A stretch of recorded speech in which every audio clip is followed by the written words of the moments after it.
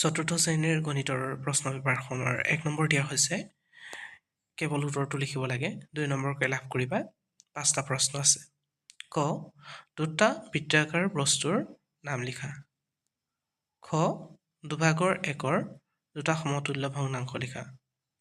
গ নম্বৰ, 3, 2, 0 এই অংককেইটাৰে গঠিত আটাইতকৈ সৰু সংখ্যাটো লিখা। ঘ নম্বৰ, 4 দশকক 4ৰে হৰণ কৰিলে ভাগফল কিমান হ'ব? ঙ নম্বৰ, 1 কিলোগ্ৰাম হ'বলৈ 200 গ্ৰামৰ টকা কেইটা লাগিব? 2 নম্বৰ হৈছে আখৰেৰে লিখিব লাগে 7585 6080।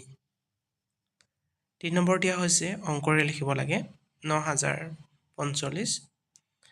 খ নম্বৰ হৈছে 8001। এইকেইটা সংখ্যাৰে লিখিব লাগিব। 4 নম্বৰ দিয়া হৈছে পূৰণ কৰা, দুটা দি থোৱা আছে। 5 নম্বৰ হৰণ কৰা। 6 নম্বৰ হৈছে তলৰ চানেকিটো সম্পূৰ্ণ কৰিব লাগে। প্ৰথমে এখন নাও, তাৰপৰা 2খন নাও, তাৰপৰা 3খন। ইয়াত একেবাৰে লাষ্টৰটো 3কেইটা দি থোৱা আছে, 4খন হ'ব লাগিছিলে। তাৰপিছত খ নম্বৰ তেনেদৰে চানেকিটো মিলাব লাগে। প্ৰথমে এটাও তোমাৰ কাষত বৃত্ত নাই, বাকীকেইটা আছে, এটা এটাকৈ বঢ়াই বঢ়াই গৈ আছে। বাকীটো তোমালোকে আঁকি দেখাব লাগিব। 7 নম্বৰ হৈছে বিয়োগৰ সহায়ত হৰণ কৰা। বিয়োগৰ সহায়ত হৰণ কৰিব লাগিব।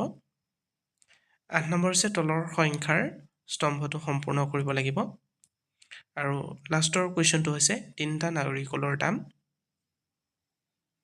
96 টকা হ'লে এটা নাৰিকলৰ দাম কিমান?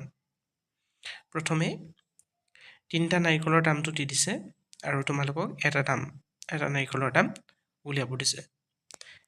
160 টকাত কেইটা নাৰিকল কিনিব পাৰিব? এইটোৱে আছিল ক্লাছ 4ৰ গণিতৰ প্ৰশ্নখন।